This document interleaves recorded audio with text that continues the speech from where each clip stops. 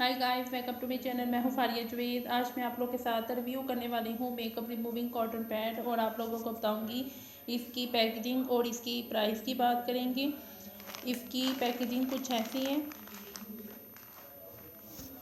और ये makeup remover है और आप इसको यूज़ कैसे कर सकते हो। आपने इसमें से एक निकाल के आप इसे अपना मेकअप भी रिमूव कर सकते हो। इसे आप क्लिनजिंग भी कर सकते हो। इसकी पैकेजिंग ऐसी है और आपने अंदर से एक निकाल के इसको यूज़ करना है। तो आप लोग मेरे चैनल पे न्यू है, मेरे चैनल को लाइक शेयर और सब्सक्राइब करते हैं तो आप लोग मुझे इंस्टाग्राम और फेसबुक पे फॉलो कर सकते हो।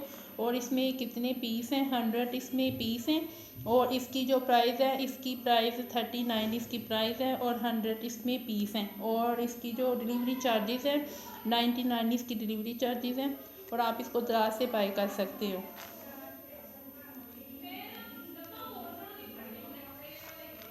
ये देखें, इस तरह की इसकी पैकेजिंग है।